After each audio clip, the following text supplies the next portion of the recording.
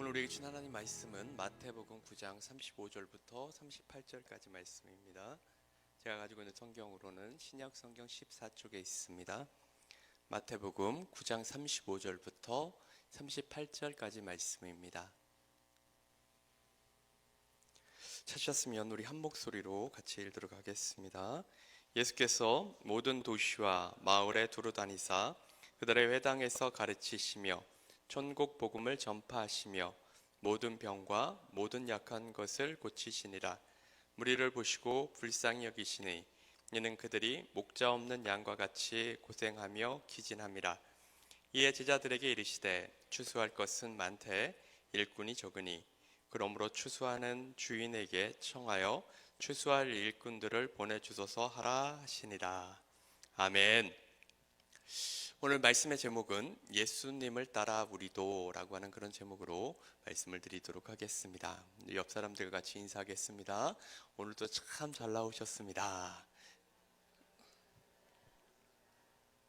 오늘도 참 잘 나오셨습니다. 담임 목사님께서 인도네시아 선교지를 방문 중이시라 속으로 좀 생각했습니다. 오늘 몇 명이나 오실까 그랬더니 많이 오셨네요. 자, 지난 주간에 무슨 주일이었죠?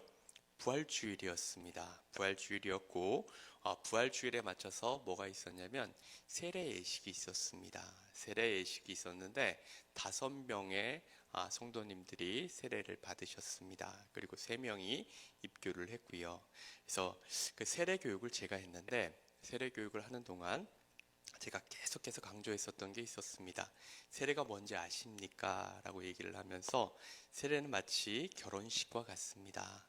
결혼식은 남자와 여자가 만나서 부부가 됨을 만인들에게 공포하는 것처럼 내가 이제 예수님을 믿고 내가 참 그리스도인의 삶을 살겠습니다. 난 이제 예수님 때문에 죽어도 좋습니다. 라고 하는 것을 선포하는 것이 세례라고 그렇게 말씀을 드렸습니다. 자, 그런데 세례를 우리가 할 때 어떻게 세례를 하냐면 담임 목사님이 물을 손가락에 묻혀서 머리에다가 성부와 성자와 성령의 이름으로 세례를 주노라 이렇게 한단 말이에요. 그런데 원래부터 세례를 이렇게 했을까요? 아닙니다. 어떻게 했냐면 물속에다가 갖다가 담가버리는 게 세례였어요. 자, 혹시 물에 빠져보신 분들 계시죠? 물에 빠지면 어때요? 살만해요? 죽을만해요? 죽을만하죠. 그러니까 이 세례의 의미는 뭐냐면 한마디로 말하면 죽는 겁니다. 죽는데 예수 그리스도를 믿기 전에 나는 죽는다는 의미를 가지고 있어요. 그리고 물 밖에 나오면 다시 숨을 쉬게 되고 다시 새롭게 살아가는 것처럼 이제 예수님 안에서 새롭게 태어난다 라고 하는 그런 의미를 가지고 있는 것이 바로 세례입니다. 그래서 초대교회 때는 세례를 받고 나면 2가지를 줬어요. 자, 첫 번째는 뭐였냐면 물을 한 잔 줬어요. 뭘 줬다고요? 물을 한 잔 줬어요. 어떤 의미냐면 세례 예식이라는 건 기본적으로 어떤 의미를 갖고 있냐면 죄를 씻는다는 의미를 갖고 있어요. 그래서 당신의 이 외면을 깨끗하게 했던 그 물이 이제는 내면 속까지 들어가서 당신의 내면도 깨끗하게 만들라 라고 하는 그런 의미가 담겨져 있었고요. 또 하나는 어떤 걸 줬냐면 꿀을 섞은 우유를 줬습니다. 뭘 줬다고요? 꿀을 섞은 우유. 이건 왜 줬을까요? 어떤 의미를 가지고 있을까요? 자, 이건 어떤 의미를 가지고 있냐면 당신은 이제 영적인 젖과 꿀이 흐르는 가나안 땅에 들어가셨습니다. 이런 의미를 가지고 있는 것이 바로 꿀을 섞은 우유를 주었던 의미예요. 그리고 또 하나, 자, 우유는 누가 먹죠? 어린아이들이 먹어요. 이 의미는 뭐냐면 당신은 이제 영적인 어린아이로 새롭게 태어났습니다. 그렇기 때문에 이제는 예수님 안에서 쑥쑥 자라나야 합니다 라고 하는 의미를 담고 있는 거예요. 어린아이 때는 엄마 아빠를 향해서 엄마 아빠라고 하는 말만 해도 부모님에게 그것이 힐링이 됩니다. 자, 그리고 어느 순간 이 아이가 이제 말을 배워서 아빠 케이크 사줘. 혹시라도 이렇게 문장의 말을 하면 아빠는 보통 그때 아주 감격에 차가지고요 빵집에 가서 아이가 다 먹지도 못할 만한 그런 케이크를 사가지고 오는 것들이 아빠예요. 그러니까 얼마나 기쁘면 그러겠어요. 자, 그런데 시간이 지나서 아이가 20살 정도가 됐는데 여전히 하는 말이라고는 아빠, 엄마, 케이크 사줘. 배고파. 이러면 어떨까요? 여전히 아이가 하는 말이 부모에게 기쁨이 될까요? 그때는 아니겠죠.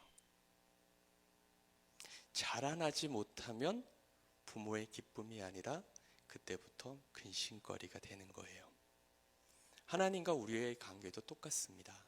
우리가 예수 그리스도를 처음 믿고 하나님을 향해서 하나님 아버지 이렇게 불렀을 때 하나님께서는 그 한마디가 너무 감격스러우신 거예요. 그런데 시간이 지났는데도 여전히 하나님 아버지, 하나님 배고파요. 하나님 저 돈 떨어졌어요. 하나님 저 힘들어 죽겠어요. 이런 말만 하면 하나님도 좀 속상하실 거예요. 오늘 수요 예배를 나오신 우리 성도님들은 정말 하나님의 마음에 합한 자들, 성숙한 자들이 되시길 간절히 바랍니다. 자, 그런데 정말 그러면 우리가 하나님의 기준에 합한 성숙한 사람들이 되려면 어떻게 하면 될까요? 정답은 간단합니다. 예수님께서 이 땅에 오셔서 하신 말씀들을 잘 살펴보고 예수님께서 이 땅에 오셔서 하신 행동들을 잘 살펴서 우리도 그걸 따라하면 되겠죠. 그러면 정말 예수님이 우리를 보실 때 너무 흡족해 하실 거예요. 자, 그런데 문제가 있어요. 요한복음 21장 25절을 같이 한번 읽어보도록 하겠습니다. 예수께서 행하신 일이 이 외에도 많으니 만일 낱낱이 기록된다면 이 세상이라도 이 기록된 책을 두기에 부족할 줄 아노라. 예수님께서 이 땅에 오셔서 하신 말이 너무 많아요. 예수님께서 이 땅에 오셔서 하신 일들이 너무 많아요. 그래서 우리가 그걸 다 하려고 하다 보면 어떻게 되면 우리 가랑이가 찢어져요. 그러면 어떻게 해야 될까? 가장 핵심적인 것만 하면 되는데 친절하게도 성경에는 예수님께서 이 땅에 오셔서 하신 일들을 아주 간단 명료하게 정리를 해놨습니다. 그게 오늘 우리가 읽은 본문 말씀입니다. 마태복음 9장 35절을 읽습니다. 예수께서 모든 도시와 마을에 두루 다니사 그들의 회당에서 가르치시며 천국 복음을 전파하시며 모든 병과 모든 약한 것을 고치시니라. 자, 이렇게 정리를 해놓고 있는 거예요. 자, 그런데 마태복음을 이렇게 보게 되면 마태복음 1장에서 4장을 먼저 좀 살펴보도록 하겠습니다. 1장에는 뭘 기록을 하고 있냐면 예수님의 족보와 탄생에 대한 것을 이야기하고 있고요. 누가복음은 마리아 중심으로 이렇게 적혀 있다면 마태복음은 요셉 중심으로 이렇게 기록이 되어져 있습니다. 2장은 동방박사의 경배와 헤롯 왕을 피해서 애굽으로 피신한 장면에 대해서 기록을 하고 있어요. 그리고 성경에 나오지 않지만 아마도 요셉이 빨리 죽은 것 같아요. 그래서 아버지의 빈자리를 누가 채웠냐면 예수님께서 채웠습니다. 그러니까 예수님께서는 공생애를 행하기 이전에 아마도 아버지가 했던 목자로서의 삶을 살며 장남의 삶을 살았던 거예요. 그러니까 그리 형편이 넉넉지 않은 집에 장남으로 살아간다는 게 어떨지를 한번 생각을 해보세요. 동생들은 누구만 쳐다보고 있냐면 형만 쳐다보고 있고 형을 마치 부모처럼 보고 있는 그런 상황입니다. 자, 그리고 3장에 보게 되면 세례 요한의 사역이 나오게 되고요. 이 세례 요한의 등장은 이 이스라엘 사회에서 가히 정말 폭발적인 인기를 끄는 그런 거였습니다. 말라기 선지자 이후로 400년 동안 선지자가 없었는데 비로소 혜성 같은 선지자가 나타나가지고 어마어마한 영향력을 끼쳤던 거예요.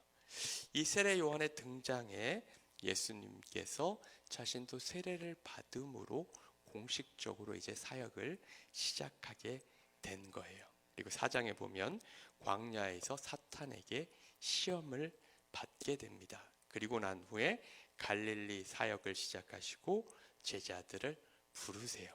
그리고 나서 마태복음 4장 23절에 앞으로 이런 일들을 하겠다라고 하는 것을 기록을 해놓고 있습니다. 마태복음 4장 23절에 있습니다. 예수께서 온 갈릴리에 두루 다니사 그들의 회당에서 가르치시며 천국 복음을 전파하시며 백성 중의 모든 병과 모든 약한 것을 고치시니. 자, 보세요. 요게 아까 우리가 읽었던 본문이랑 비슷해요, 달라요? 비슷하죠. 자, 이미 여기에 예수님께서 앞으로 이런 일들을 하겠다라는 것을 미리 이야기를 해놓고 있어요. 그리고 나서 5장부터 9장을 보게 되면요. 자, 5장부터 PPT 띄워주세요. 자, 5장에 보면 5장부터 7장은 산상수훈 내용입니다. 그래서 하나님의 백성들은 어떻게 살아야 하는가, 그리고 율법에 대한 오해를 다시 이렇게 새롭게 풀어주는 그런 장면들이 나오고요. 그 후에 8장에 보게 되면 예수님께서 문둥병자들을 치우시고 권세 있는 행적을 행하시는 장면들이 나옵니다. 그리고 9장에 보면 병 고침과 제자의 부르심에 관한 것이 나오고 새 언약의 은혜에 대한 것들이 나온 후에, 그리고 나서 9장 35절에 이렇게 기록이 되어 있는 거예요. 9장 35절 다시 한번 읽어요. 예수께서 모든 도시와 마을에 두루 다니사 그들의 회당에서 가르치시며 천국 복음을 전파하시며 모든 병과 모든 약한 것을 고치시니라. 그러니까 이 본문을 잘 보시게 되면 이미 4장 23절에 요 앞으로 이런 일들을 할 거야 라고 하는 것을 기록을 해놓고 있고, 9장 35절에 가서는 거봐 이렇게 살았지? 라고 하는 것을 다시 한번 확증 지어 주는 거예요. 자, 그렇다면 예수님께서 하신 행적이 무엇입니까? 먼저 예수님께서는 모든 도시와 마을에 두루 다녔다라는 것입니다. 예수님께서는 잘 사는 부자들이 있는 곳만은 가지 않았어요. 치안이 안정되어 있는 그런 곳만을 가지 않았습니다. 사마리아도 갔고 때로는 병자들이 들끓는 곳도 예수님께서는 마다하지 않고 가셨습니다.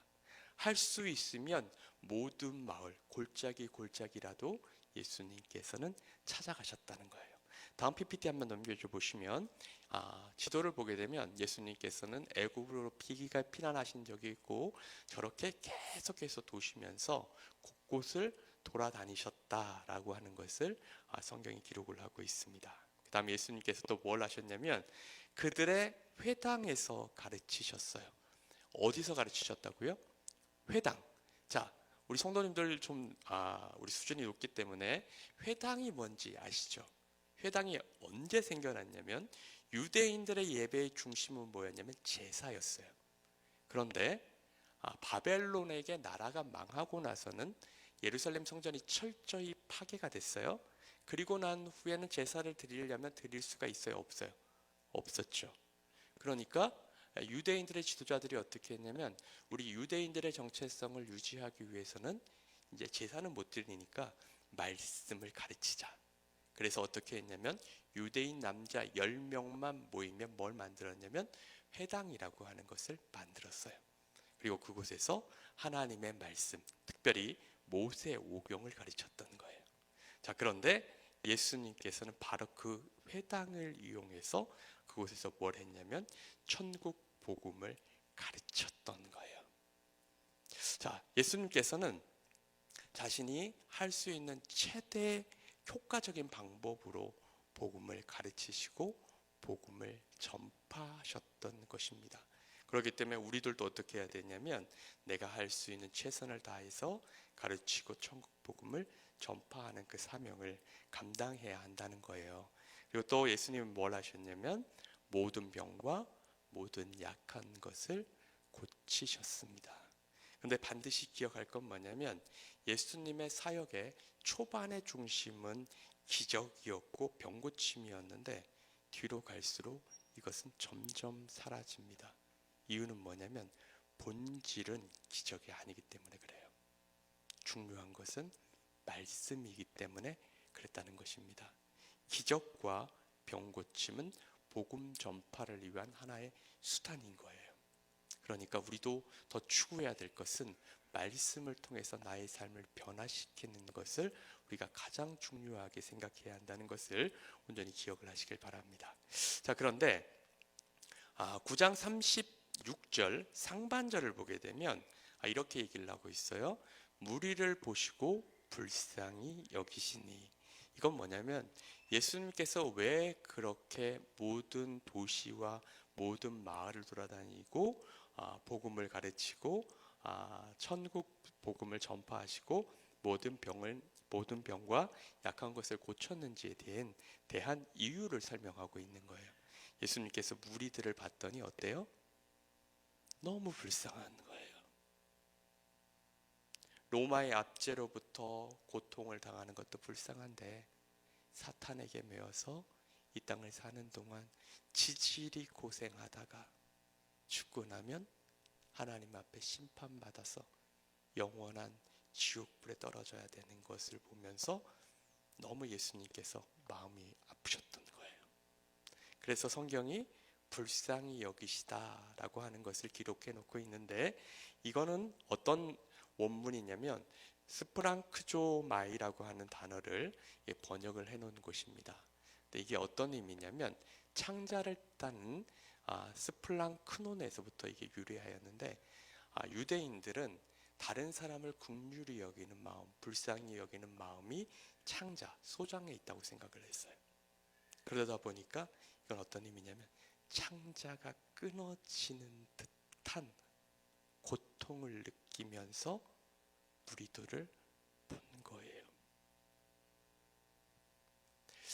예전에 그런 일이 있다고 해요. 새끼 원숭이를 한 마리 잡아갔는데 어미 원숭이가 계속 그 배를 따라오는 거예요. 근데 나중에 그 어미 원숭이가 죽었어요. 하도 이상해서 배를 타고 있는 사람들이 그 원숭이 어미를 갖다가 왜 죽었을까? 나중에 배를 갈라봤더니 창자가 다 끊어져 있었다고 해요. 내 새끼 잡아가니까 어떻게 하지는 못하고. 근데 예수님이 무리들을 보면서 이와 같은 고통을 느꼈다는 거예요. 너무 불쌍해서 내 창자가 다 끊어지는 듯한 그런 통증을 느끼며 무리들을 보셨다는 거죠. 자, 후반절을 보게 되면요, 이는 그들이 목자 없는 양과 같이 고생하며 기진함이라.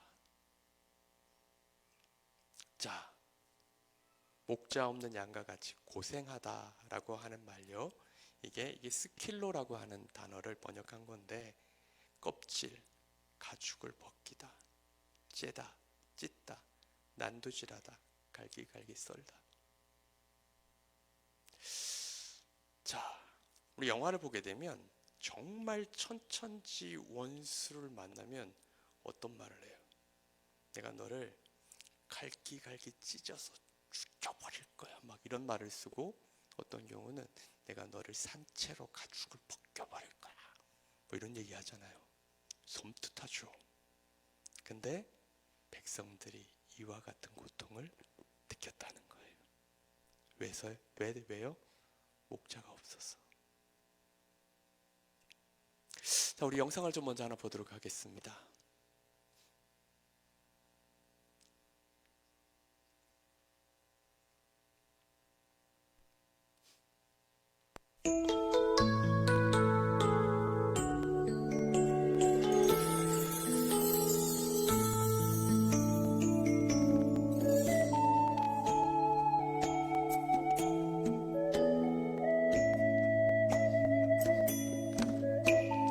양의 첫 번째 특징은요, 눈이 나빠요. 앞에 가는 양 엉덩이만 볼 수 있기 때문에 정말 너무너무 눈이 나쁩니다.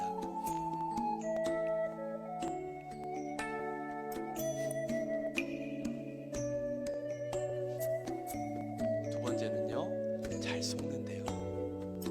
너무너무 잘 속는데요.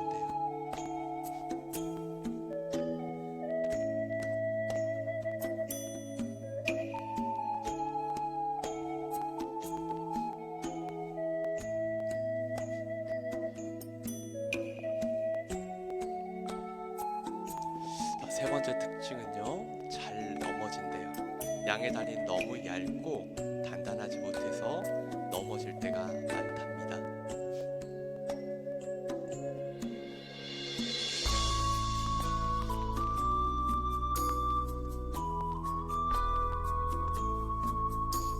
네 번째 특징은요, 넘어지면 못 일어난답니다. 스스로 일어나지 못해서 때로는 뒤집혀 있는 상태로 가스가 차가지고 혈액이 제대로 돌지 않아서 죽는 경우도 있는 게 양이랍니다.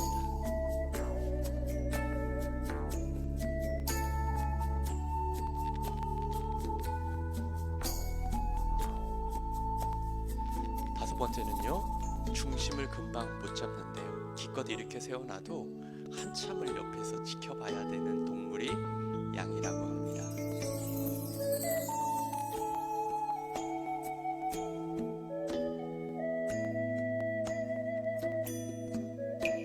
여섯 번째는요, 이기적이고 멋대로래요. 좀 새끼 양들이나 이런 양들을 보살피고 남의 양이라도 좀 다른 젖도 먹여주고 이러면 좋은데 절대 그런 일이 없대요.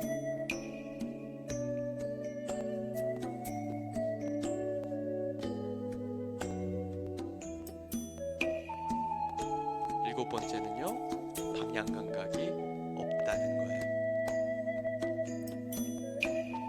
가끔 사람들 중에도 이런 사람들이 있어요.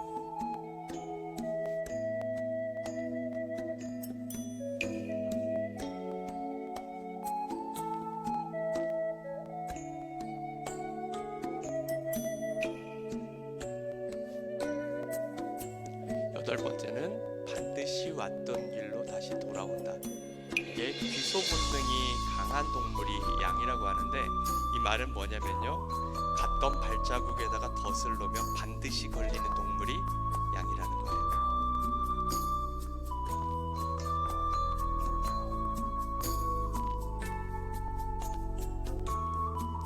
아홉 번째는 방어력이 제로라는 거예요.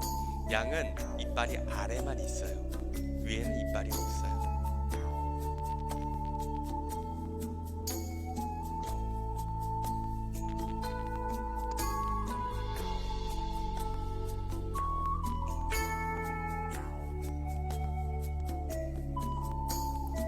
자, 마지막 열 번째는요, 죽을 때가 되면 온순해진대요. 양은 칼을 목에다 갖다 대면 보통의 동물들은 저항을 하고 어떻게든 벗어나려고 하는데 그냥 자신의 죽음을 조용히 받아들인대요. 그냥 매 하고 죽는 게 양이랍니다.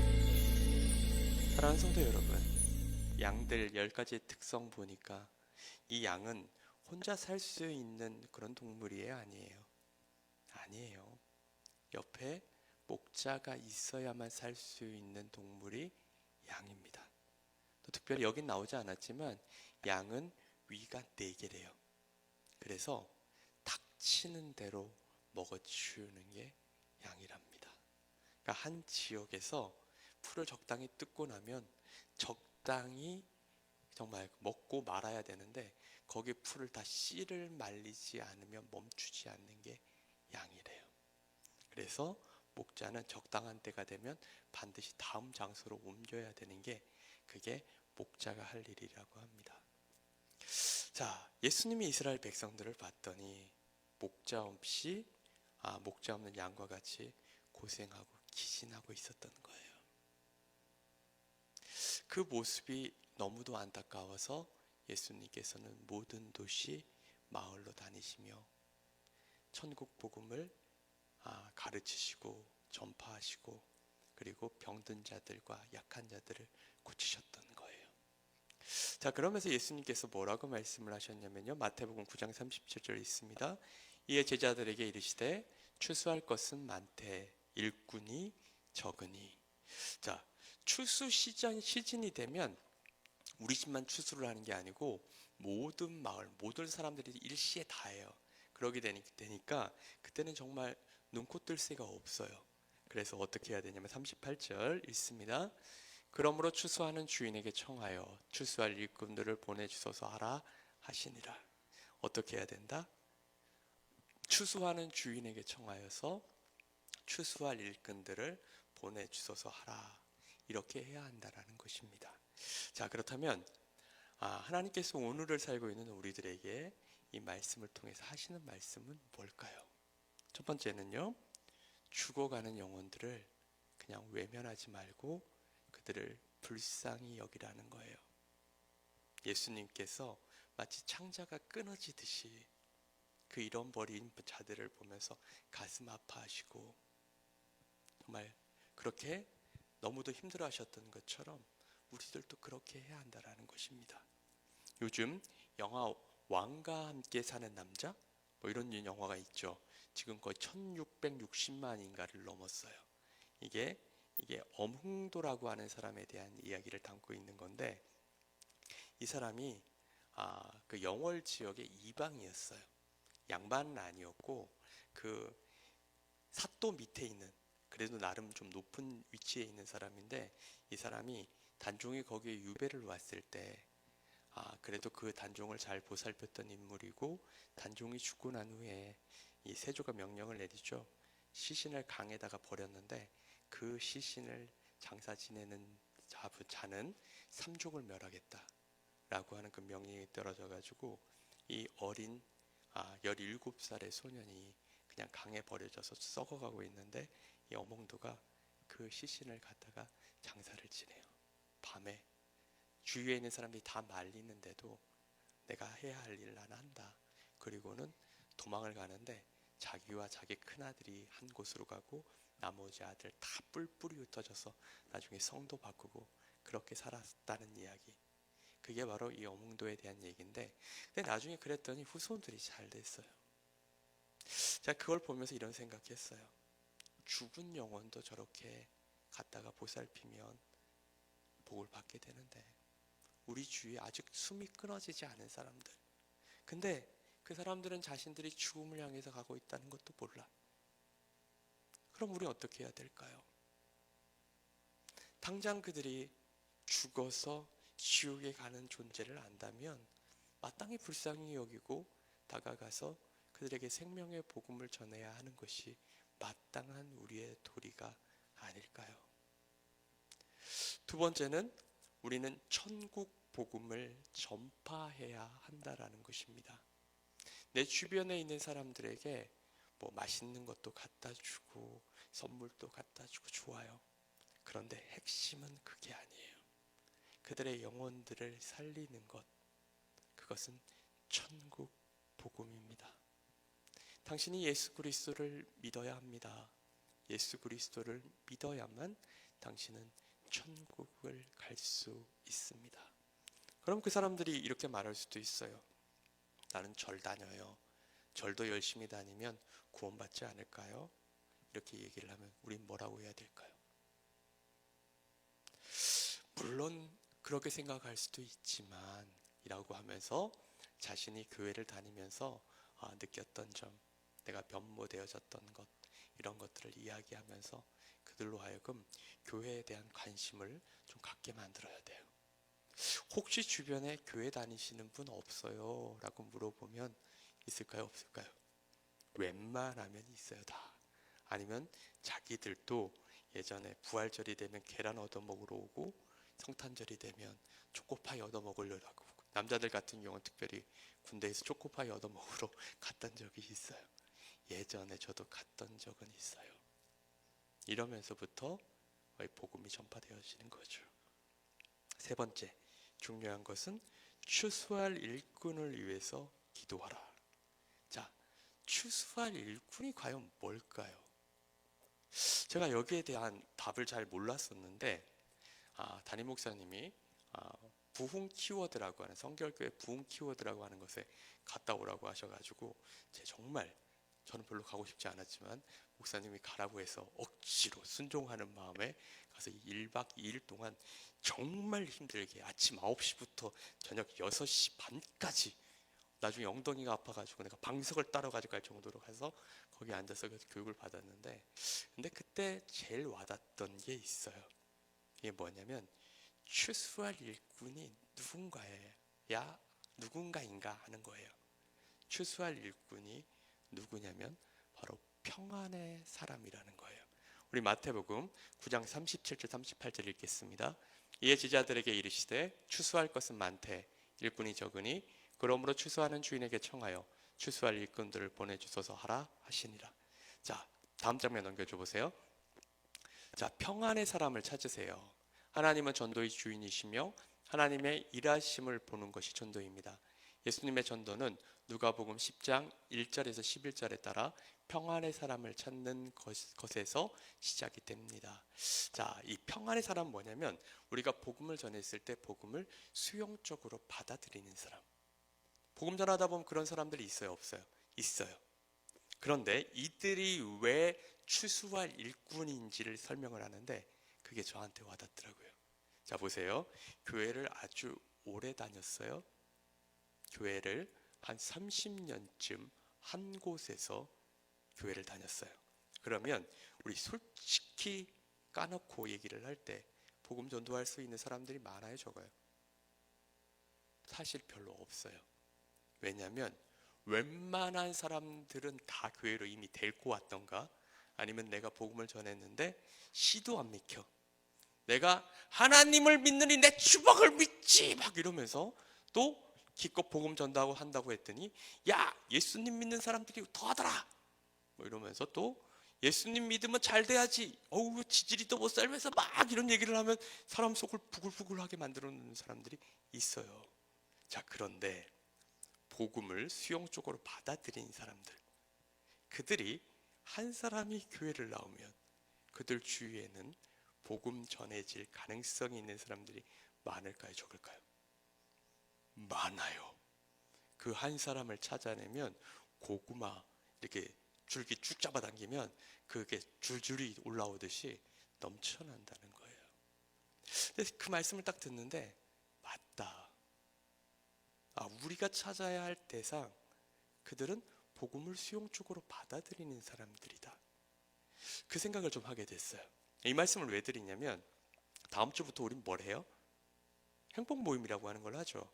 이번 주 행복 모임에 뭐 하셔야 되냐면 내가 복음 전하고 싶은 사람 10명의 사람들 이름 숫자를 적어내는 그런 부분들이 나올 거예요.